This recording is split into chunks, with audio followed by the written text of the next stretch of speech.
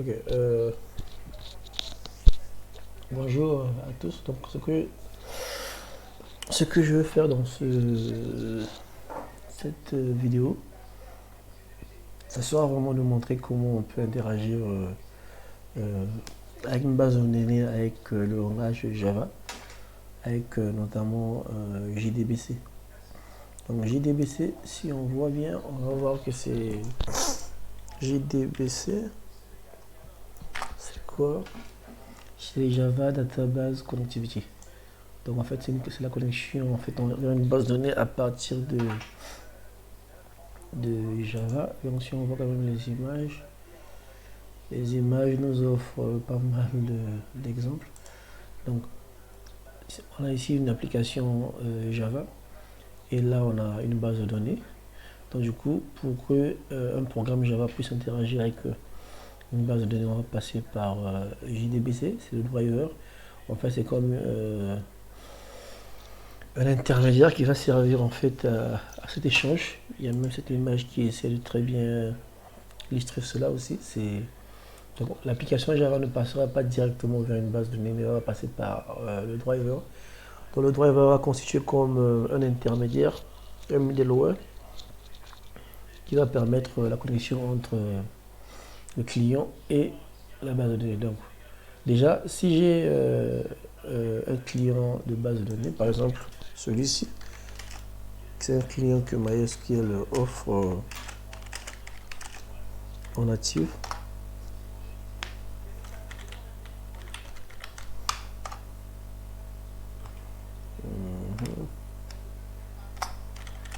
Là, c'est un client qui offre est offert en natif.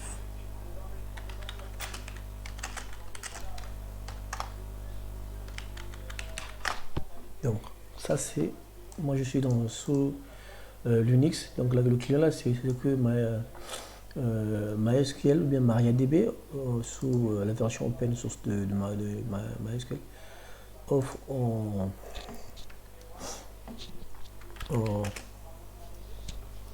comme client. Donc, c'est un client en fait par le SGBD. Donc, il peut aussi avoir, qu'on puisse avoir aussi des clients graphiques pour faciliter en fait l'utilisation. Mais sinon, euh, les bases de données, les SGBD offrent souvent aussi des clients en mode console qui vont permettre en fait d'interagir. Donc le client là, ce client, on peut aussi très bien, je sais pas, est-ce que je peux installer un client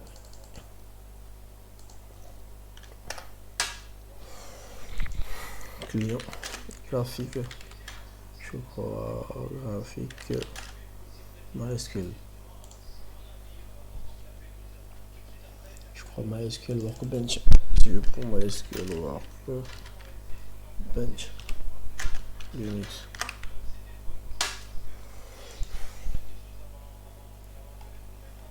Donc, je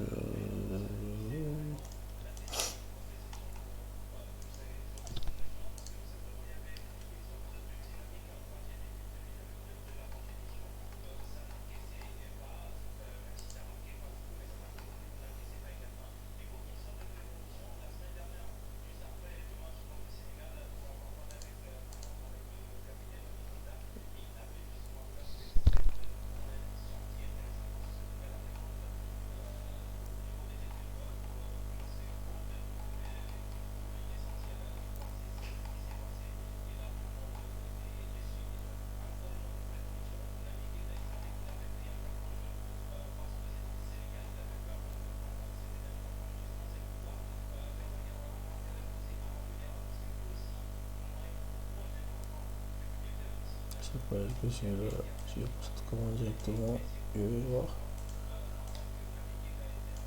Et là, c'est pour vous montrer que dans un base de données va offrir en fait les clients en mode console, mais aussi surtout en mode graphique. Donc je crois qu'il faut d'abord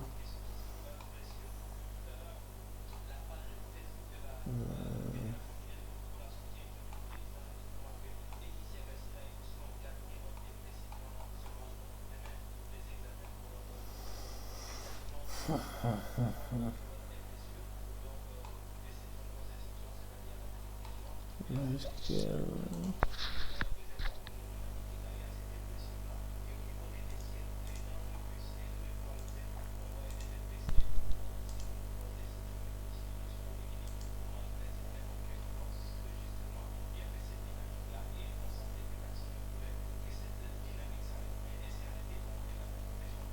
Voilà. Ça marque WordPress.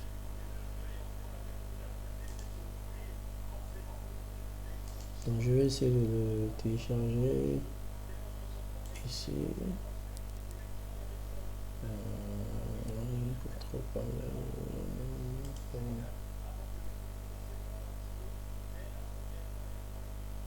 Donc on va tenter de voir à quoi ressemblait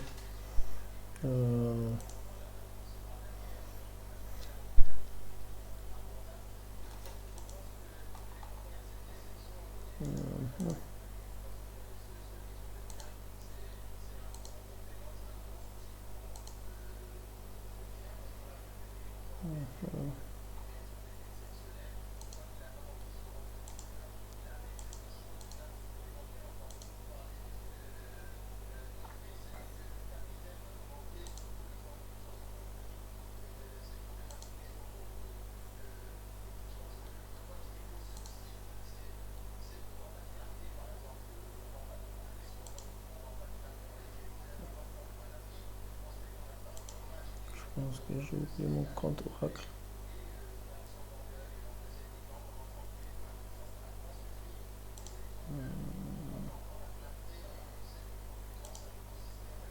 Donc, je vais télécharger le client graphique.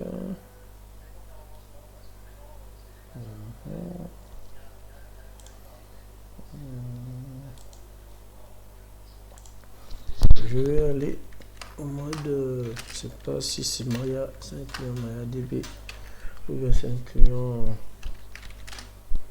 Donc je vais donner tout le doigt. C'est MySQL apt config MySQL apt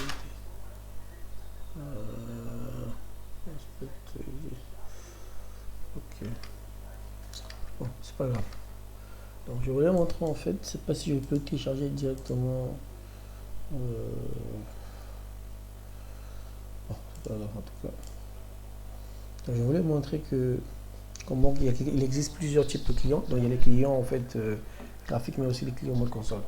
Donc moi je sais pas si durant votre formation autour de MySQL vous avez seulement uniquement appris les clients graphiques. Si c'est le cas, en tout cas vous ne serez pas surpris, il ne faut pas être surpris que normalement la plupart des, sinon dans tous les HBD donnent la possibilité d'interconnecter avec le serveur de base de données avec des clients au type console. Donc moi j'ai un client type console.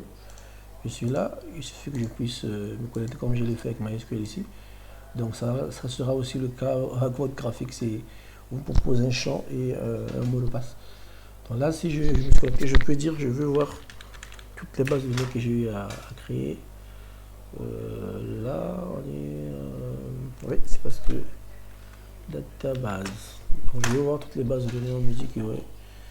C'est les bases de données, c'est les bases de données fournies par MySQL. Donc ces bases de données vont permettre en fait une administration en fait de la base de données, notamment les tables que nous créons, les vues, c'est en tout cas géré par ces bases de données là. Il y a tout un cours normalement prévu pour voir en fait les mécanismes de fonctionnement de MySQL, mais en tout cas ce cours ne fait pas l'objet de notre étude.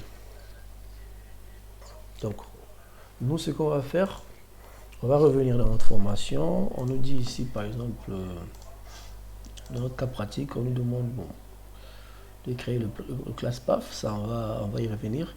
Mais surtout, dans la partie base de données, on nous demande de créer une base de données, formation et deux tables, et les deux tables suivantes. Donc il y a ces deux niveaux. Donc ce que moi je vais faire, je vais commencer par créer d'abord ma base de données nommée formation. Donc normalement pour créer une base de données, il suffit de taper le schéma de l'instruction create database. T niveau. Là-bas on dit niveau CD. Niveau CD. Char 10. Et on m'a dit c'est PK. Donc c'est une primary key. Après on me dit encore niveau. Description. Varchar 40. Après on me dit note, je peux dire note nulle, ça veut dire que ça n'a pas accepté des nuls. Et là, non, je crois au moins il y a une erreur. Ah non, là j'ai créé la table déjà en fait. Donc, c'est pas grave. Je crée d'abord la table, la base de données. Là j'ai créé ma base de données. Si je fais,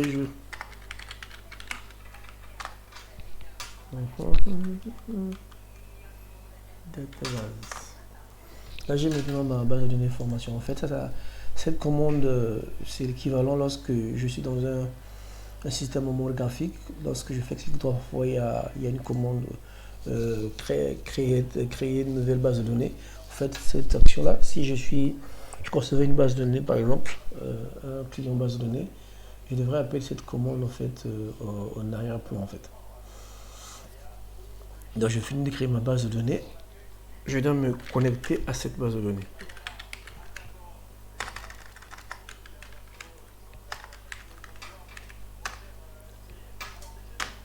Et je prends ma commande go. Je n'ai pas copié, créer table T niveau. Là, je suis donc dans la base de données formation. Ça m'indique ici que je suis dans formation. T niveau CD char de 10. Il s'agit d'une clé primaire.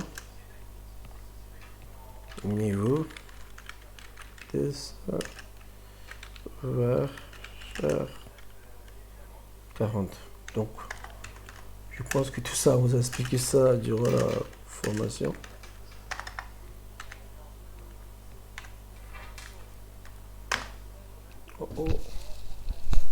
Est-ce que j'ai pas eu à respecter la syntaxe? Oui, j'ai fait une note nulle.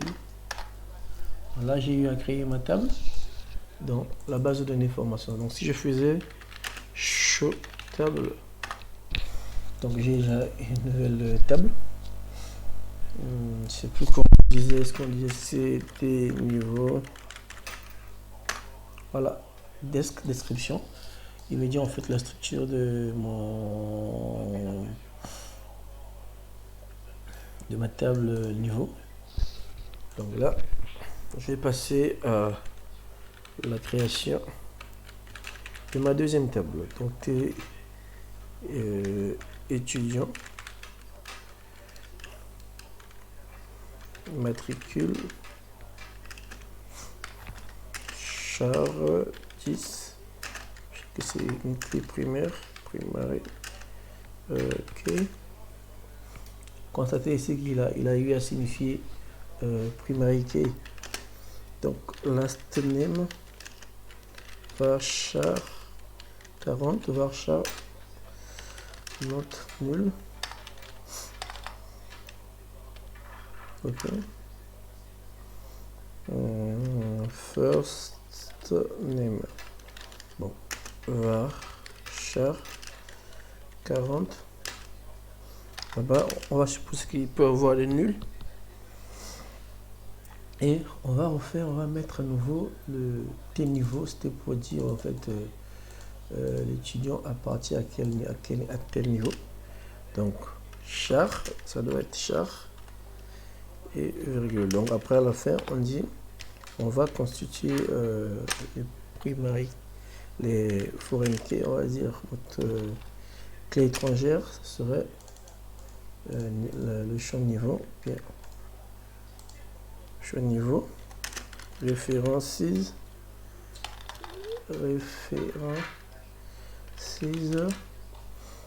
T niveau. Donc on prend un petit niveau. Et le champ c'est toujours niveau CD. Et on boucle. Voilà, on a créé notre deuxième table avec l'aspect référence. Ici, si on fait desk T étudiant, voilà. Donc là, on a notre matricule clé primaire. Et on a tout ça. On a niveau, en tout cas, c'est une clé étrangère. Après, c'est pas. C'est une clé étrangère qui va se baser, comme on l'a dit ici, là, à notre table niveau. Donc, au niveau de. Si vous avez eu à utiliser des tables, des outils graphiques, donc on va créer un champ, on va saisir manuellement, mais on doit se rendre compte quand même que en arrière-plan, ça c'est ce qui est généré, ce qu'on appelle, comme ce qu'on a eu à voir dans le cours, le langage DLL. Parce que dans le cours, on a parlé des types de langage.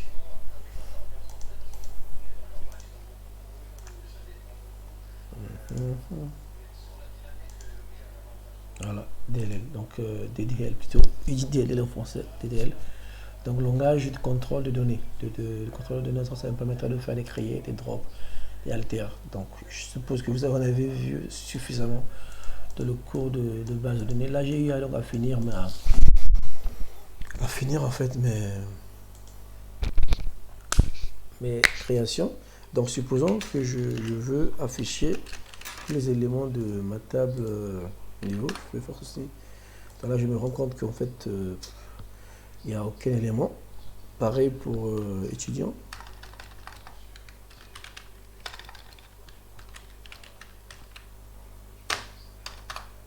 Oui.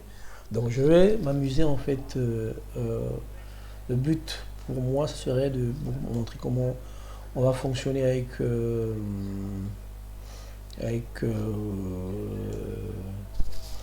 étudiant. Donc si on arrive à manipuler dans la Java comment fonctionner étudiant, du coup niveau ça sera pareil. Donc du coup ce que je vais faire c'est je vais insérer manuellement depuis la base de données en fait certaines informations au niveau de la table niveau.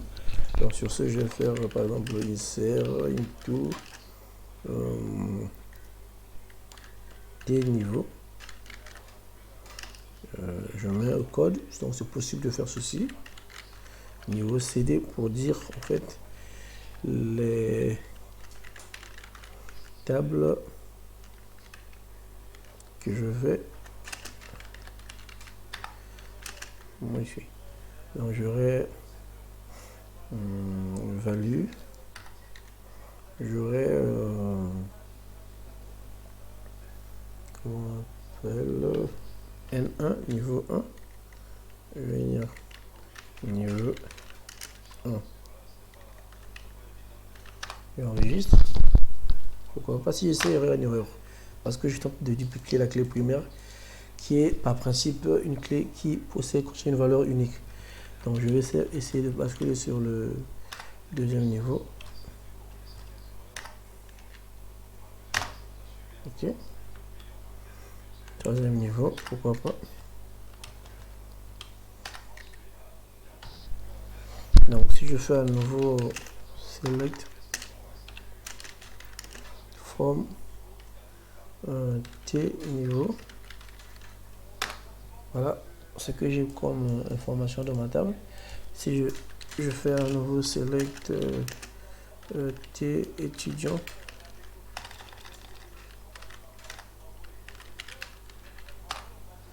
j'ai 0. Donc ce que je vais faire maintenant, c'est que comme je vous disais tantôt tout à l'heure, c'est que la console actuellement se comporte comme un client qui interagit avec MySQL. Donc nous on va dans ce de faire le contraire. On aura un client Java, un programme Java qui va maintenant faire toutes ces instructions là. Mais après ça pourrait être une application, bien un simple client graphique qui va essayer d'illustrer les interchanges avec les échanges, l'interconnexion et les échanges avec Java. Donc si vous avez des clients graphiques, ce que vous devez savoir c'est que vous aussi vous pouvez mettre en place un client graphique, que ce soit web ou bien du client lourd. Donc si c'est avec Java, normalement, on va s'interconnecter comme de la manière dont je vais montrer. Donc un client d'une base de données peut être une application. Une application propose plusieurs fonctionnalités, mais en arrière-plan, l'application reste aussi un client envers une base de données. Pourquoi? Parce qu'elle va utiliser les services de cette base de données-là. Donc je vais revenir, je vais créer un nouveau projet que je vais nommer par exemple Java Project, que je vais nommer formation.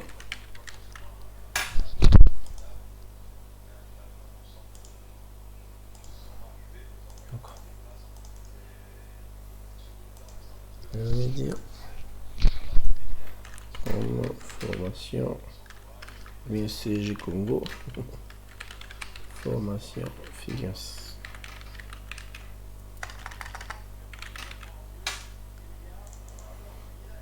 Là, je vais créer une seule classe main parce que le but n'étant pas de créer toutes les couches, c'est beaucoup plus pour vous montrer comment on interagit. Mais après, toutes les instructions, on avait dit qu'ils vont interagir avec la base de données, ça sera fait de la couche DAO. Mais là, on est dans un cas d'exemple, donc c'est-à-dire que notre couche présentation va directement interagir avec notre base de données. Donc, j'avais un exemple ici déjà. On va dire, on va essayer de récupérer d'abord le MySQL. Le driver qui correspond à notre base de données. En tout cas, il faut se rendre compte que plus on peut avoir des problèmes de compatibilité entre mon driver et la base de données et la version de la base de données que j'utilise. Donc là, il ne faut pas se paniquer. En tout cas, il s'agit seulement d'une simple question de version. Donc moi, parfois, en général, pour retrouver une version, je peux dire MySQL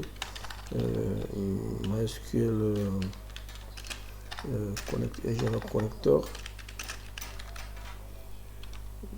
Maven dépendance. Donc je pense ça souvent sur Maven et je peux dire, je peux donner la version de mon serveur MySQL si je connais. Dès que je tape, oui,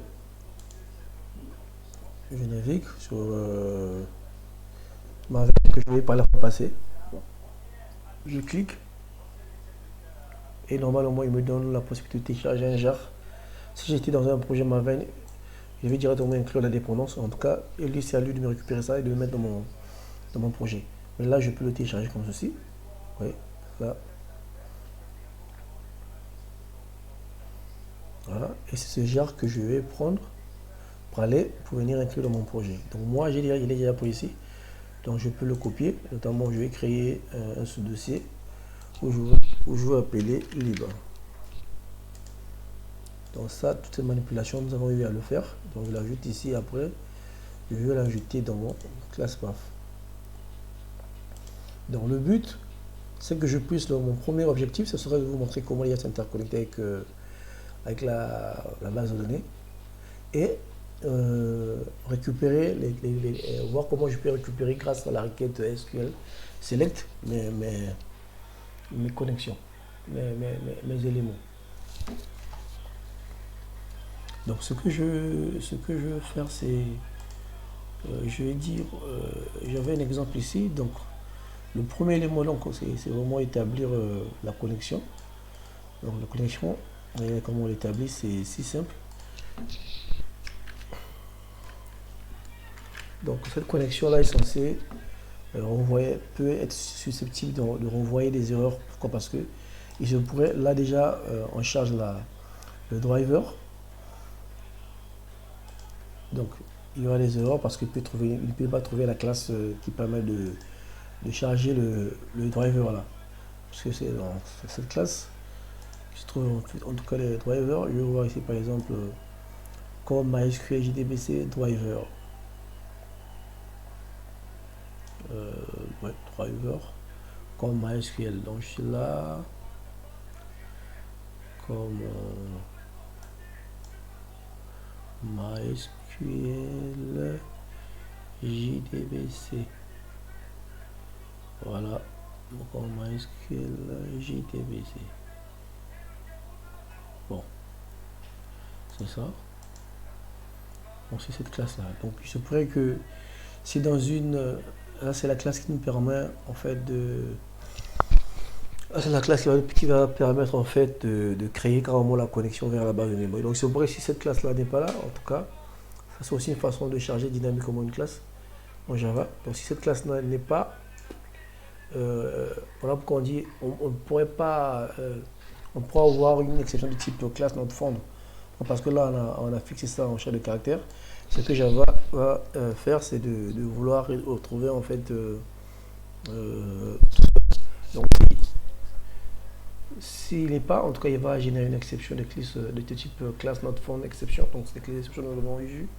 Donc là, on dit ça à un client fictif qu'on va propager cette information. Et ici, on va tenter de se, grâce à cette classe qui sait comment, qui est chargée, on va essayer de dire driver manager, qui se trouve aussi driver manager Java SQL, qui se trouve où donc comme Java. C'est pas. C'est l'interface Java. Donc, classe Java, oui. Je vais voir que c'est que voilà, cette classe-là, elle fait ça. Voilà ce qu'elle fait. C'est elle qui sait comment se connecter à une base de données. Donc, on va dire, nous voulons nous connecter en fait à cette base de données. Donc, par JDBC, on donne MySQL. Donc, chaque, c'est ce qu'on appelle la chaîne de connexion. Donc, chaque base de données a une chaîne de connexion à comprendre. Si je veux pas me connecter avec Oracle, en tout cas, il n'y a pas trop de soucis. Il suffit, moi, je peux m'aller sur Internet. Je vais dire JDBC connexion, connexion string Oracle. En tout cas, ça, c'est pas un problème. On va me donner des exemples. Il suffit que j'ai une chaîne de connexion. Et on me montre par exemple comment se connecter à une base de données Oracle. En tout cas, c'est possible de remplacer un texte. C'est pas aussi bien méchant. Donc, là, moi, j'ai la chaîne de connexion de MySQL. JDBC MySQL là, c'est l'adresse. Parce qu'on avait dit dans le cours que pour se connecter à l'adresse à un serveur, il faut connaître son adresse. Donc là, c'est notamment localhost. C'est en localhost. Si le serveur était sur une autre machine, différente de la tienne, je pouvais préciser ici l'adresse, le nom de l'adresse du serveur ou bien encore le nom de domaine. Pourquoi? Parce que souvent les serveurs sont liés, en fait, représentés par leur nom de domaine. Et là, je précise en fait le port sur lequel écoute ce serveur.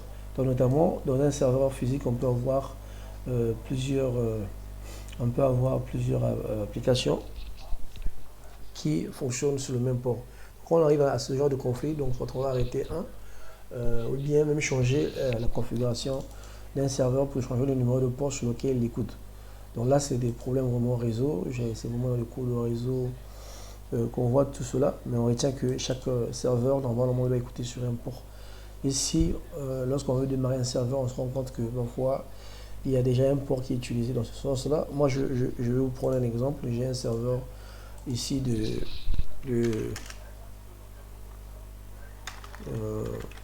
qui existe. Donc, bon, je vais faire ceci.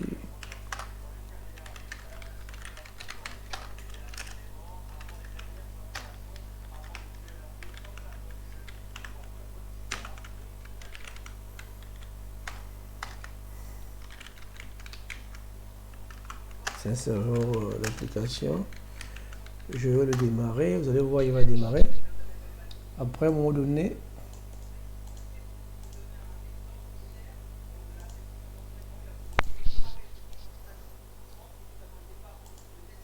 on va le laisser démarrer.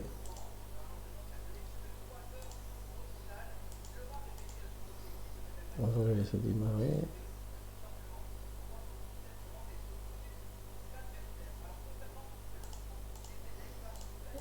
On peut démarrer. Voilà.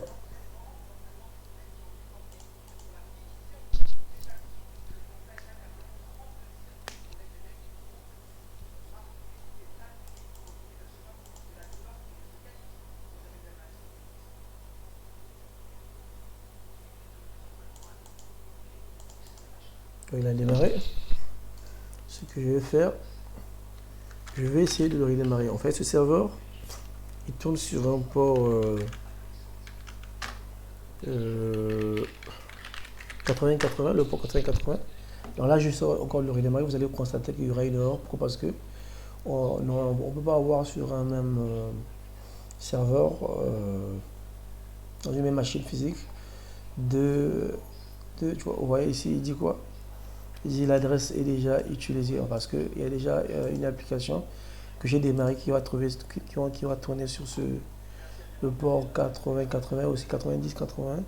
Donc du coup, il ne peut pas démarrer le serveur. Donc du coup, il y a une erreur. Ah, c'est pour vous montrer en fait le rôle du port. Donc quand un port est déjà occupé, on peut pas l'utiliser encore. Soit il faut changer le port. Donc toutes ces adresses là, on avait dit qu'un serveur pouvait démarrer plusieurs services. Donc là, le serveur là a un service qui tourne sur 80-80, un autre sur 90-90, un autre sur 84-43. Donc du coup, lorsqu'il va se démarrer, il va démarrer tous ces services-là. Et s'il trouve qu'il y a déjà, ces ports sont déjà occupés, le système d'exploitation, il y aura simplement des exceptions qui seront levées. Donc là n'est pas le problème. Je vais revenir sur le cours. Là j'ai obtenu une connexion. Et normalement, déjà là, ça c'est la base de données que je suis en train de vouloir travailler pour moi dans notre classe de formation. Là, c'est le compte route. Par défaut, l'utilisateur, c'est l'utilisateur de MySQL, ce route est passé. Donc, je vous informe que le route, c'est celui qui est l'utilisateur par défaut, l'administrateur. Mais sinon, rien n'empêche qu'on puisse créer des utilisateurs. Je suppose que vous avez vu ça avec les bases de données. On peut créer des users avec des bases de données, notamment, je connais plus trop la table des utilisateurs de MySQL, mais sinon, on peut créer des utilisateurs avec create user, on donne un nom et le mot de passe. Donc là, c'est par défaut, mais normalement, dans une application, on ne va pas laisser un programme se connecter avec tous les droits d'administration. On va créer des utilisateurs spécifiques, on va leur donner des droits. Et ici, ça c'est le mot de passe. Donc, mon mot de passe, vous avez compris que c'était simplement passé, du mon serveur MySQL, passé. Donc, je peux afficher en fait un message pour voir est-ce que la connexion a marché. Connexion.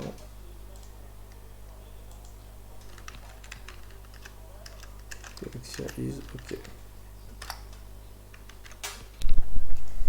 Donc, je run pour voir est-ce que j'arrive quand même à me connecter à ma base de données. Bon, là, il me dit que mon driver est juste déprécié, il est ancien. Il faut plutôt passer par ce package. Bon, c'est pas grave. En fait, cette façon de faire avec JDBC Driver, en tout cas, ils ont un autre package. Vous avez compris qu'il y avait d'autres packages.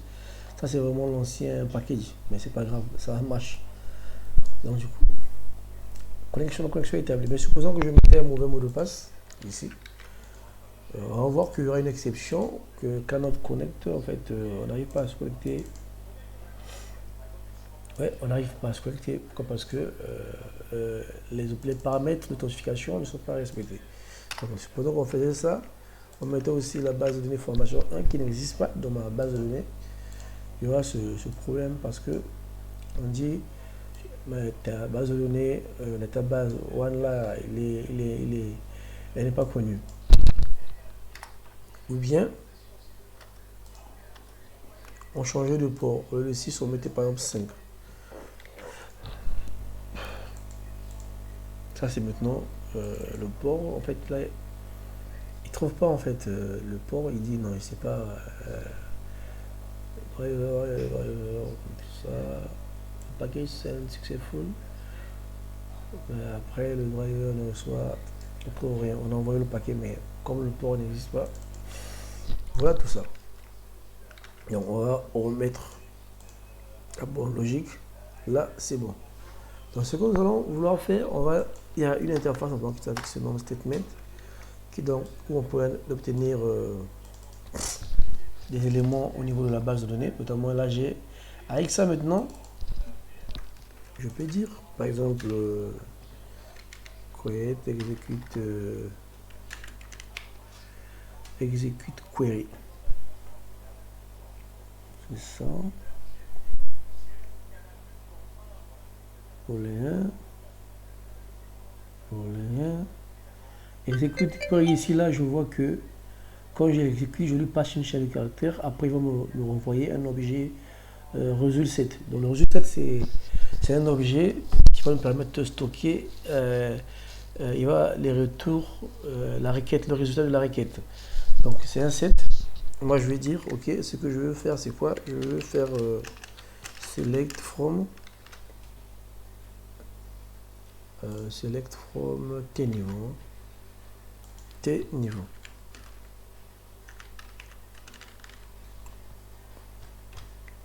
Et je suis là. Je vais dire result 7. Je vais récupérer cette requête. Je prends pas MySQL. Je vais prendre Java SQL. Donc, ce sera d'une façon générale, peu importe la base de données, je ne serai pas. Après, je pense que y, s'il y a un élément, donc la méthode next de result7 me permet de dire qu'il y a une ligne. Il va me le renvoyer. Je vais dire de m'afficher par exemple ces lignes. Get string, parce que ma colonne est des chaînes de caractères. Souvenez-vous de mes colonnes, c'était niveau CD. Ok. J'affiche niveau CD, je mets un peu d'espace.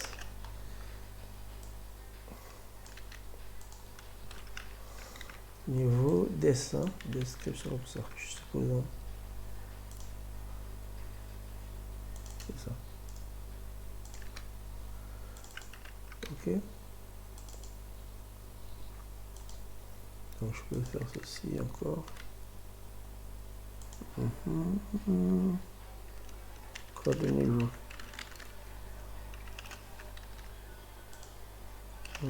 Description. Ok. Là, normalement, je suis bon. Donc j'exécute. Pour voir, ça donne quoi. Donc du coup, on voit que j'ai bien mes lignes de la base de données. J'ai N1, N2, N3, niveau 1, niveau 2, niveau 3. Du coup, ça commence à ressembler déjà en fait à ça, tel qu'on a vu. Donc je pourrais très bien aussi m'amuser. Moi aussi, si je vais bien faire un client, je vais dire bon, c'est pas, ça c'est bien Fortitiana, en fait, qui est bien, très bien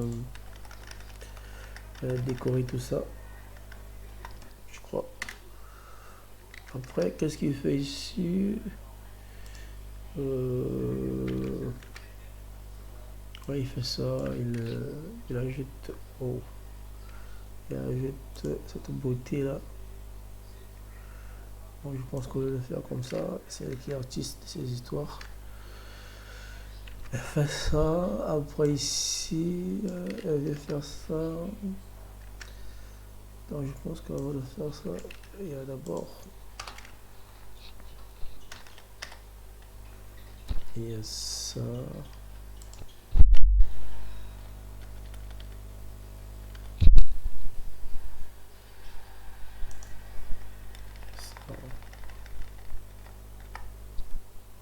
Oh oh.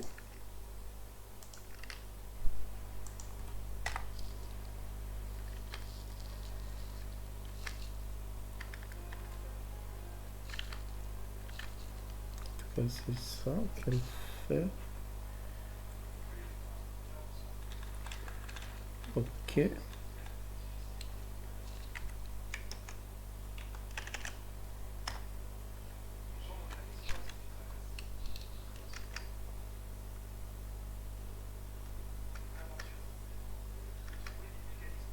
Au niveau.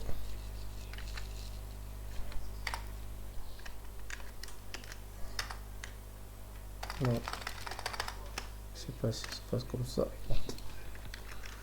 Il y a ça. Après, normalement, il y a ça. Ça, c'est vraiment, je fais de la décoration. Ok. Ça. Après, il y a ça, il y a ça. Après, à la fin, on a ça. Je suppose que ça sera aussi joli comme ça. Mais là n'est pas mon but. Bon, c'est pas vraiment ça, mais ça se commence à vouloir. Donc c'est ça que j'affiche. Donc là, j'ai eu à afficher en fait tous les niveaux.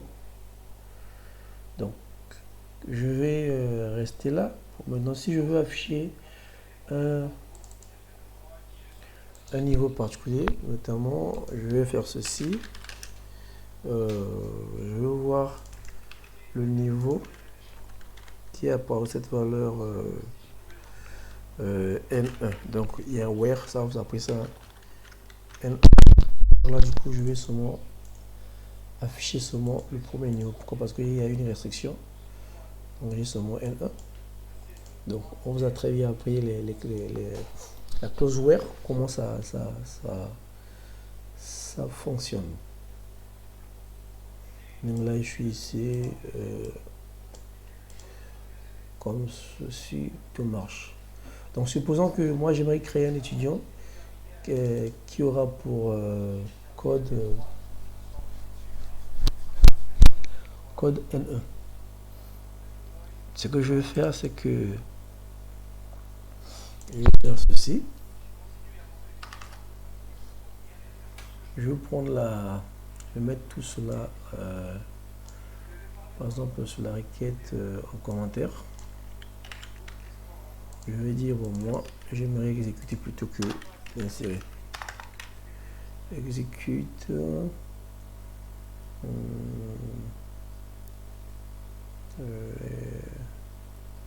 dans exécuter pour les modifications. Je vais faire ceci. Je vais dire insert into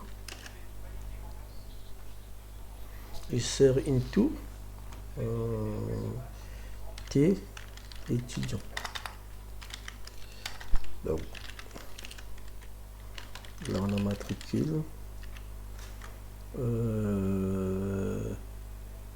last name,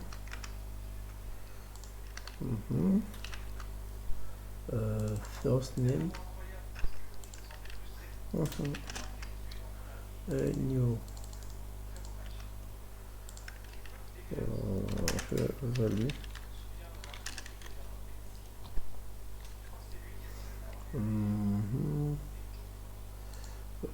value, ça sera 001,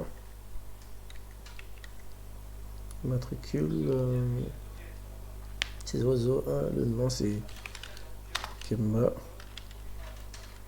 prénom c'est Omaric, le niveau, je vais faire niveau 1 et N1, c'est N1 qui est la clé.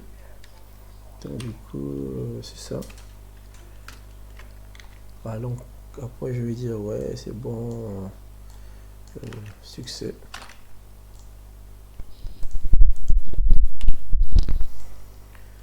Succès.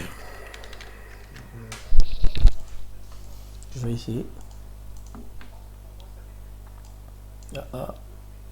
Il dit tu as fait une erreur dans ta syntaxe, oui c'est sûr. Insert into value. Ouais, je suis là. J'ai matricule. Last name, first name, niveau CD, value 001, ok, ma virgule. 1, il n'y a pas ça. Non, si. C'est plutôt ça, oui, mais quel est le problème? Insert into T étudiant matricule 1, 2, 3, 4, 1, 2, 3, 4. Il me dit que je fais une erreur, c'est ici parce que j'ai pas eu à fermer la parenthèse de la syntaxe de la requête. Donc là c'est normalement j'exécute. Ok, succès. Et si je reviens dans ma table, normalement je dois avoir essai T étudiant.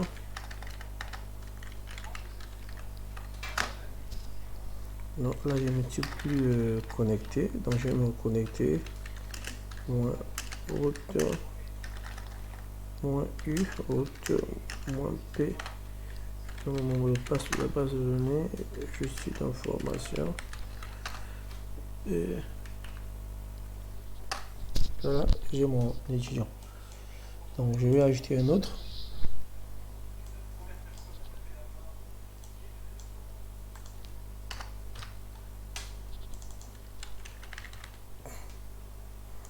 Le même niveau.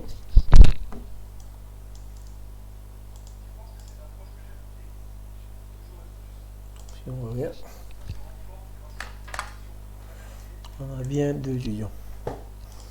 Donc supposons que si par exemple mon nom n'est pas vraiment Okemba tout court, mais supposons que je veux modifier le nom de tous les étudiants pour mettre bien Okemba Ngatsono qui est mon nom en fait. En français, on va dire, en France, on ne dit pas Ngatsono, parce que c'est typiquement africain, on va dire N Ngatsono. Donc, supposons que je veux le modifier.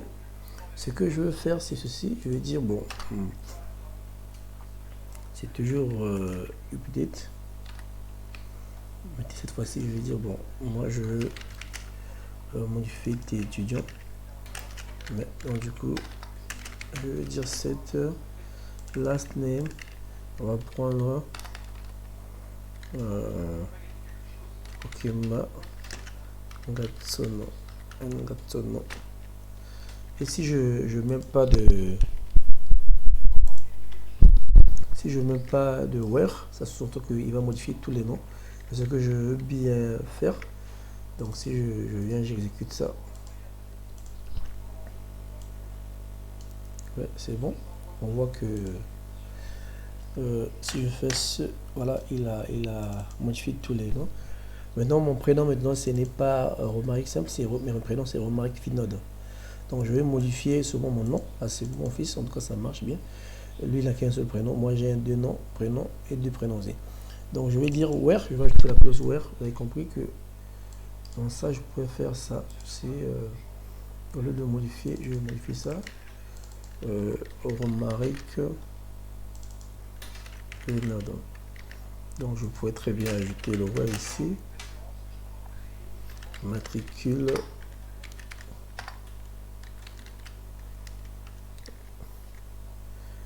001.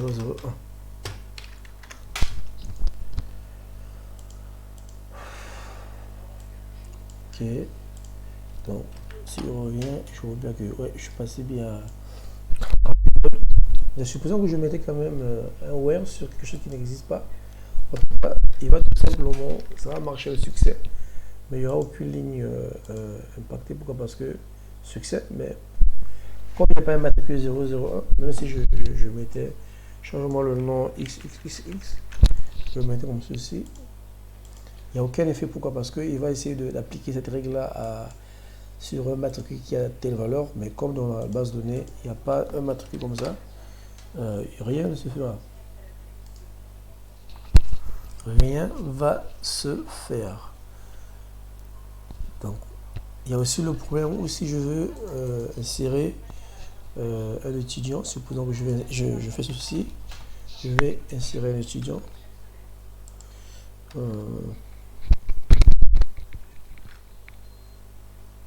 Par exemple 3, mais avec par exemple la clé étrangère qui n'existe pas, il y aura simplement une erreur. Pourquoi? Parce qu'il va dire que la clé que tu essaies d'insérer là génère un problème d'intégrité. Pourquoi? Parce que il n'y a aucun lien avec la clé étrangère qu'il ne trouve pas. Donc du coup, il va à toutefois essayer de faire, par rapport au montant qu'on utilise, de faire la correspondance entre les valeurs de la clé primaire d'une clé étrangère avec, elle va voir si ces valeurs-là existent dans la clé de la table en question. Donc là, dans mon cas ici, il n'y a pas ce lien-là. Donc vous voyez que c'est vraiment, moi je trouve que c'est un jeu d'enfant. Il suffit d'être informé. À tout moment aussi, on peut externaliser tout ça. Mais comme nous, on va apprendre, en tout cas, tout ça, on va vers JPA. Là, ça, c'est pas vraiment du JPA, ça, c'est vraiment travailler avec JDBC classique. Donc là, je trouve qu'il n'y a rien de méchant. Sinon que à vous donner la possibilité aussi de faire vos traitements, mais sinon, il n'y a rien vraiment de méchant. Je vais faire une autre vidéo pour ne pas que les vidéos puissent prendre du temps, pour vous montrer que cette façon de faire là n'est pas peut-être la bonne. Toutefois, si vous vous trouvez dans un projet où on utilise encore du JDBC, ça c'est quand même bien important de comprendre comment ça marche, mais sinon nous on va passer beaucoup plus pour JPA pour voir en fait les limites de cette façon de faire et pour voir comment on procède autrement. Donc c'est, on a vu delete, c'est pareil, on va faire aussi delete. Donc si je maîtrise en tout cas mes syntaxes avec le SQL, en tout cas en Java, ce n'est que cette logique là qui va fonctionner. Après je passerai en paramètres, notamment toutes mes instructions là seront dans la couche DAO pour qu'on puisse directement passer les paramètres au lieu de figer les valeurs. Sinon après je ferai une deuxième vidéo pour montrer comment on peut passer par ce qu'on appelle les requêtes préparées et quel problème ces types de requêtes vont essayer de résoudre. Et on va passer les paramètres là-bas. Donc là c'est un premier exemple. J'espère que en suivant la vidéo, les gens vont essayer de refaire avec leur base de données. Donc si vous croisez que avec votre base de données vous avez des problèmes de connexion, donc en tout cas ne vous souciez pas, c'est souvent tout juste je suis là, c'est les problèmes de connecteur pour passer par la version qui est compatible avec votre base de données. Donc sur ce, je vous promets que je mets cette vidéo là et ça sera présent plutôt dans le lien du cours afin que les gens puissent voir. Après ils vont essayer de refaire et s'il y a des difficultés, en tout cas je serai là en ligne pour vous aider.